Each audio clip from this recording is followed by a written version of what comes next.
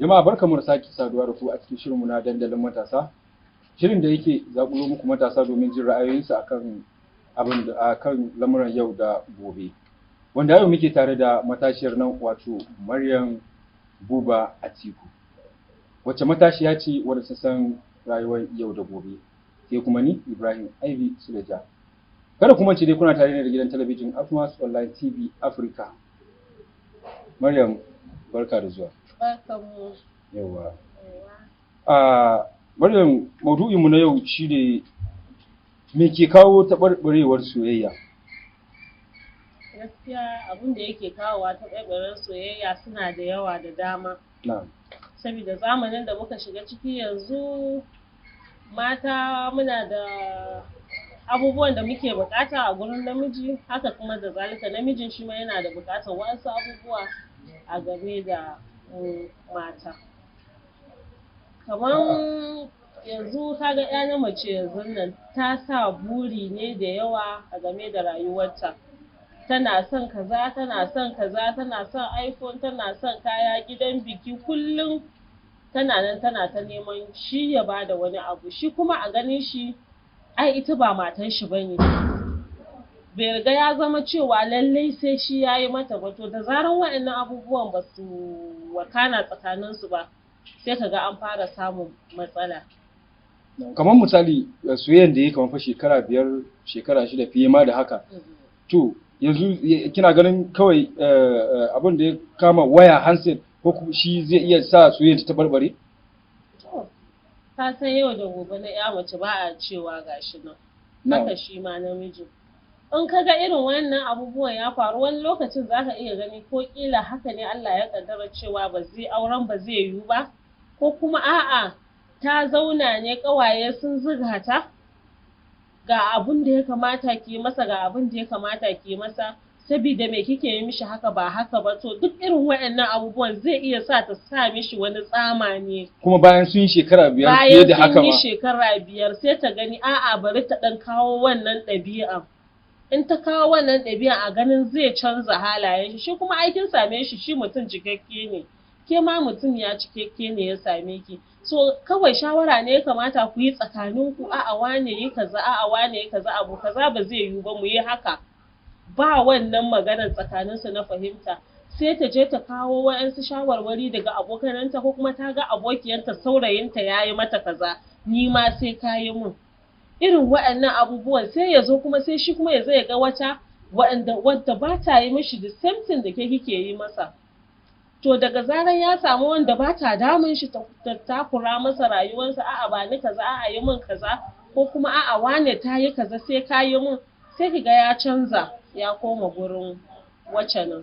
To duk haƙuri ne dai da zaman sani ya kamata. To idan muka je maudu'inmu na gaba, wasu matasan suna ganin mata na da girman kai gurin furtawa namiji cewa suna son shi.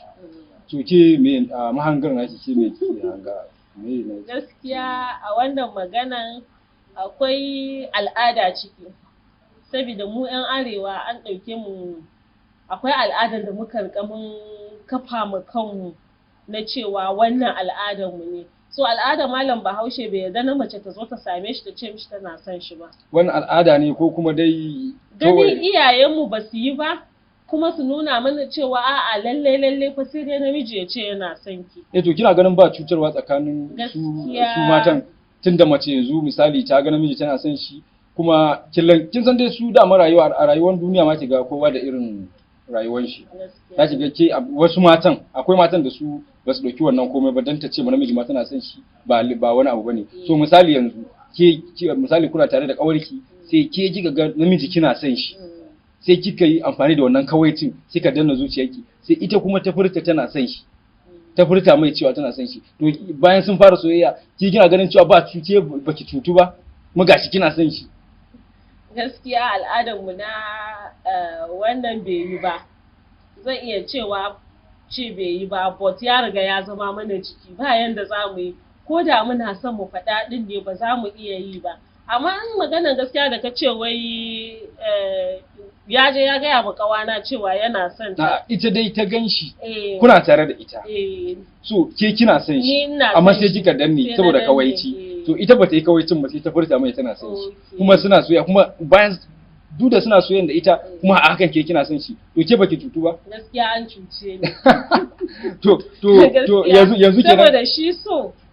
Shi so wani abu ne kaman ciwo ne ai. Da zaran ya kama ka. Ya riga ya kama ka, ya riga ya ci maka wani gaba ne a jikinka, to ba zai iya warkewa ba, tunda dai shi wannan ban je na same shi na ce mishi ba. Suna tare duk lokacin da na gansu dole sai na ji shi a jikina cewa wannan fa ya kamata da ni ne, amma kuma gashi shi da kawana ne. To wannan maganar kawaicin Maryam, ba kya tunanin cewa wani abu ne na mutanen da wanda da ake yi ko da ma al'adance ma mutanen da ne suke yi, wanda yanzu komai ya riga ya zama a waye, wanda yanzu matasan da mazan da matan ya zama kansu da ya waye, karatu na boko ya riga ya shiga kansu. Kina ganin idan dan mace ta furta mana miji tana son, kina ganin wani abu ne ya shiga, ya tabi al'adan Hausa ne ko kuma in ce ya tabi al'adan malam Bahaushe ne? Ba wai ya taba al'adan malam Bahaushe ba, kuma ba wai zai canza maka komai bane. Idan dai kana cikin wannan yanayi, kaga cewa zaka iya ga namiji kana son shi, ka ce mishi kana son shi, dan shi ba komai ne ba. Ko da ma baka tashi ka je gabansa ka gaya masa kana son shi direct ba, akwai yanayin da zaka iya bi kaga cewa ka gaya mishi, gara ka faɗe shi. Idan bai yiwu ba ka san a'a wannan abin nayi kokari bai yi ba, amma kuma in ki gan cewa a matsayinki na mace ba za ki iya yin wannan ba, to ban san yaya ne za mu ce ba, sai dai Allah ya baki lafiyar cikin yanayin da kika shiga. To malama Maryam, maudu'in mu na ƙarshe shine wani irin kira zaki yi wa matasa, wanda yau muna filin dandalin matasa ne, wani irin kira zaki yi wa matasa maza da mata? Gaskiya shawaran da zan ba matasan mu gaba ɗaya, ko da yake mu dukan mu dai da za mu ba junan mu shawara, shine a kowane lokaci mu zama masu faɗan gaskiya da yin abun gaskiya tsakaninmu da Allah. Dan yanzu cikin yanayin da muka shiga yau din nan ba komai ne yake kawo mana damuwan nan ba, kwaɗayi ne da rashin gaskiya. Kana da shi, ina da shi, in ba ni da shi ban da shi, ba yanayin da zaka ce wai kai ne wane kuma kai ba wannan bane. Duk wani yanzu nan in kana cikin babu, in mai shi ya gani zai iya taimaka maka. So abin da zan iya ce mana kenan gaba ɗayan mu. To malama Maryam, mun gode, duk lokaci ya riga ya. To jama'a, kada ku mance dai kuna tare da gidan talabijin Afmaz Online TV Africa, kuma muna cikin shirinmu na dandalin matasa, inda yanzu lokaci ya riga ya cin mana, sai kuma wani mako idan Allah ya kai mu. Kada ku mance kuna tare da Ibrahim Ivy Suleja. Mun gode.